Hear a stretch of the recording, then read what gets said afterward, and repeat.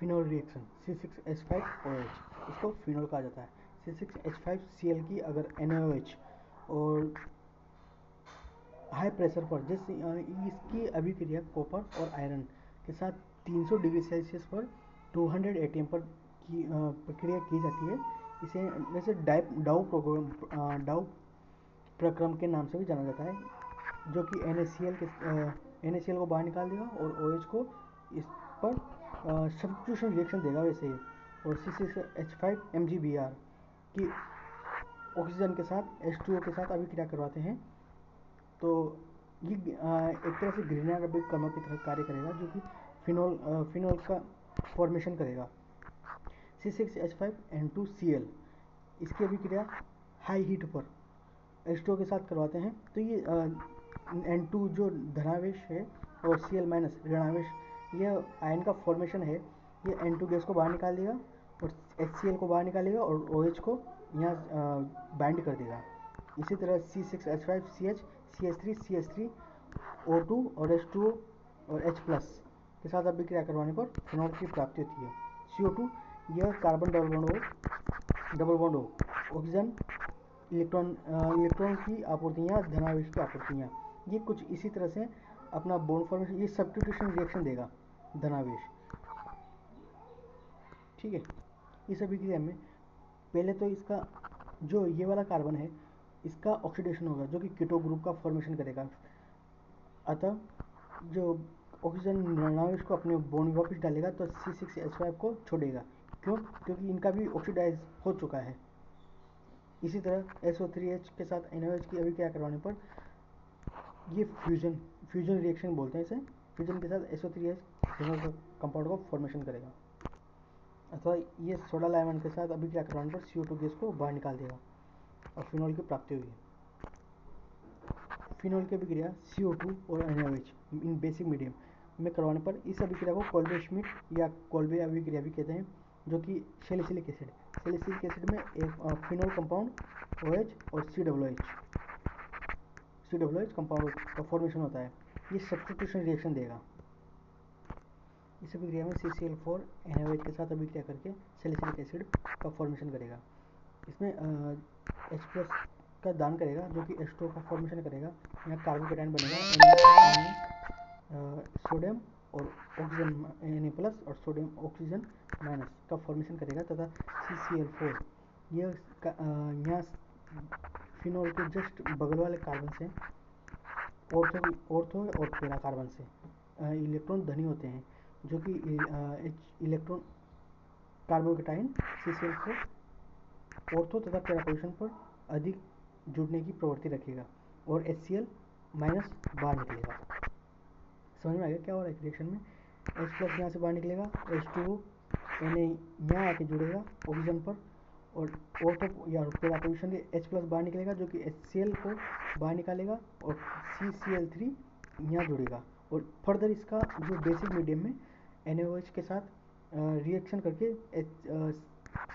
Cl का निष्कासन होगा, OH जुड़ेगा, माइनस H2O बाहर निकलेगा, फिर सैलिसिलिक एसिड बनेगा। इसी प्रकार CCl3 NaOH के साथ अभिक्रिया करवाने पर यह रामन टिमान अभिक्रिया कहलाती है।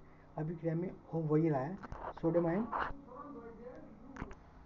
इसी प्रकार CH3COCl की AlCl3 या फिर ZnCl2 के साथ अभिक्रिया करवाने पर यहाँ से पहले तो H+ निकलेगा, जो ऋणावेश है वो अपने बॉन्ड में डालेगा। बॉन्ड में डालने पर जहाँ ऑर्थो तथा पैरा पोजीशन पर कार्बो एनायन बनेगा, जो कि इस वाले कार्बन CH3COCl है, इसके HCl को बाहर निकालेगा और यहाँ पर ऋणावेश carbon double bond O carbocation बनाएगा। कार्बोकेटाइन इसके ऑर्थो तथा पैरा पोजीशन पर जगह जुड़ेगा। ये AlCl3 का काम क्या है? AlCl3 और CCl4 है और एसीटोन है, ये आयंस की रिएक्शन को रोकते हैं। अर्थात CCl4 इसके आयन को, जो H+ है, उसको बांधे रखता है ताकि ये फर्दर रिएक्शन ना कर पाए, क्योंकि जो इलेक्ट्रॉन है वो वापस से एरोमेटिसिटी शो करेगा, जिससे कि रेजोनेंस प्रभाव कहेंगे। इसी प्रकार फिनॉल में जब HNO3 मिलाया जाता है तब 2, 4 और 6 मतलब कि दोनों ऑर्थो और पैरा पोजिशन पर नाइट्रोजन NO2 का जुड़ाव होगा। डाइल्यूट HNO3 के साथ ये डाइल्यूट है और ये कंसनट्रेटेड है। कंसनट्रेटेड में तीनों पोजीशन पर जुड़ेगा और डाइल्यूट में सिर्फ और सिर्फ ऑर्थो पोजीशन पर जुड़ेगा।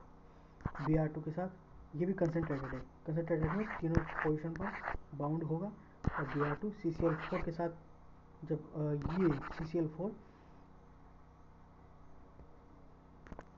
ऑर्थो तथा पैरा पोजीशन पर ब्रोमोफिनॉल बनाएगा।